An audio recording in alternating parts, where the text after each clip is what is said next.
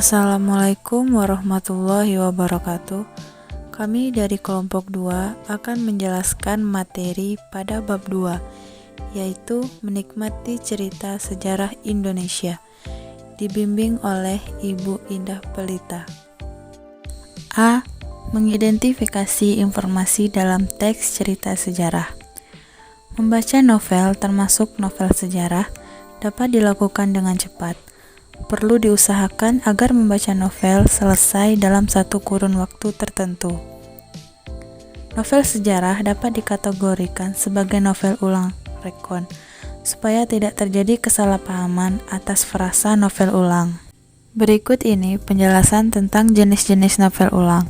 Berdasarkan jenisnya, novel ulang terdiri atas 3 jenis, yakni rekon pribadi, rekon faktual, dan rekon imajinatif. 1. Rekon pribadi adalah novel yang memuat kejadian dan penulisnya terlibat secara langsung. 2. Rekon faktual informasional adalah novel yang memuat kejadian faktual, seperti eksperimen ilmiah, laporan polisi, dan lain-lain. 3. Rekon imajinatif adalah novel yang memuat kisah faktual yang dikhayalkan dan diceritakan secara lebih rinci. Berdasarkan penjelasan di atas, novel sejarah tergolong ke dalam rekon imajinatif. Artinya, novel tersebut didasarkan atas fakta-fakta sejarah yang kemudian dikisahkan kembali dengan sudut pandang lain yang tidak muncul dalam fakta sejarah. Misalnya, kegemaran, emosi, dan keluarga. Mendata informasi dalam teks sejarah. Kegiatan mendata informasi penting dalam novel sejarah tentu akan berbeda dengan mendata informasi penting dalam teks sejarah. Informasi penting dalam novel sejarah lebih mengarah kepada fakta sejarah yang dijadikan latar penceritaan, serta imajinasi penulis atas fakta tersebut. Mengidentifikasi struktur teks cerita sejarah. Novel sejarah juga mempunyai struktur teks yang sama dengan struktur novel lainnya, yaitu orientasi, pengungkapan peristiwa, rising action, komplikasi, evaluasi atau resolusi, dan koda. 1. Pengenalan situasi cerita, exposition orientasi. Dalam bagian ini, pengarang memperkenalkan setting cerita baik waktu, tempat, maupun peristiwa. Selain itu, orientasi juga dapat disajikan dengan mengenalkan para tokoh, menata adegan, dan hubungan antar tokoh. 2. Pengungkapan peristiwa. Dalam bagian ini disajikan peristiwa awal yang menimbulkan berbagai masalah, pertentangan, ataupun kesukaran-kesukaran bagi para tokohnya. 3. Menuju konflik rising action. Terjadi peningkatan perhatian, kegembiraan, kehebohan, ataupun keterlibatan berbagai situasi yang menyebabkan bertambahnya kesukaran tokoh. 4. Puncak konflik, turning point komplikasi. Bagian ini disebut pula sebagai klimaks. Inilah bagian cerita yang paling besar dan mendebarkan. Pada bagian ini pula ditentukannya perubahan nasib beberapa tokohnya. Misalnya, apakah dia kemudian berhasil menyelesaikan masalahnya atau gagal.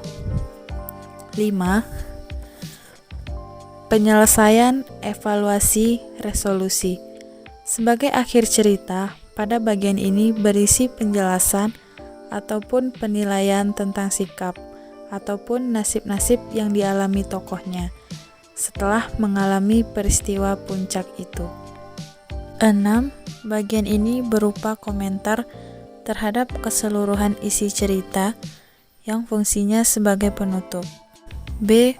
Menganalisis kebahasaan teks cerita novel sejarah. Setiap teks memiliki unsur kebahasaan yang berbeda-beda.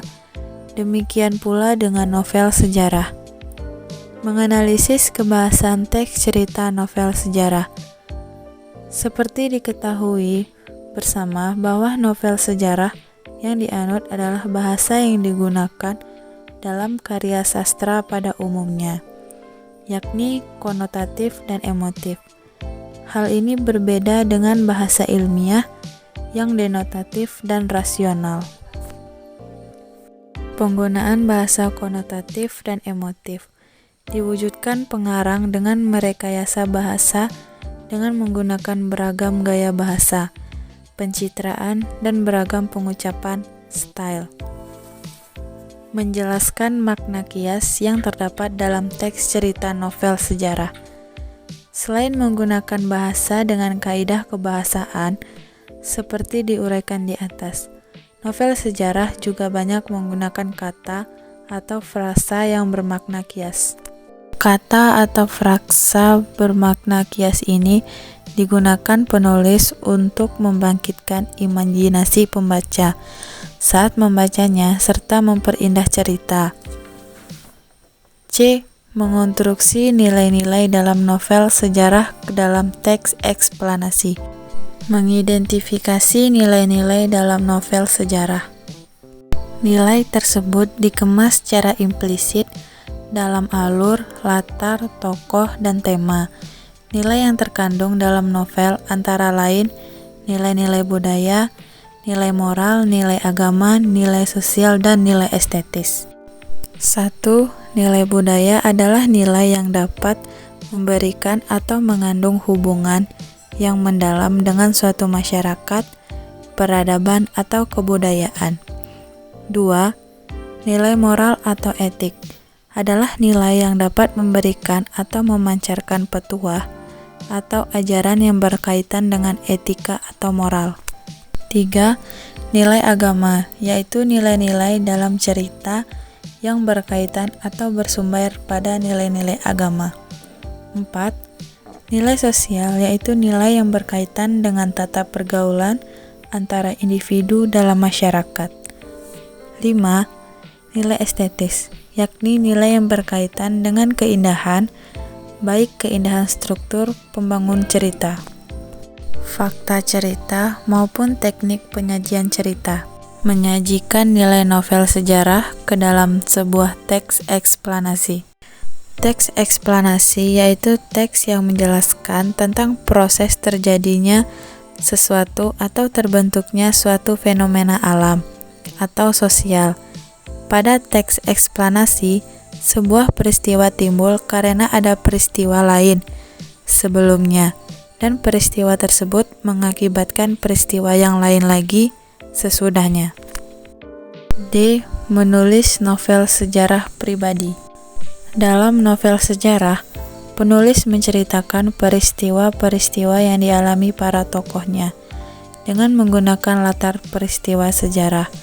Menulis novel sejarah berarti mengemas fakta sejarah dengan rekaan penulis. Rekaan yang dimaksud tentulah harus didasarkan pengetahuan yang baik dari penulis.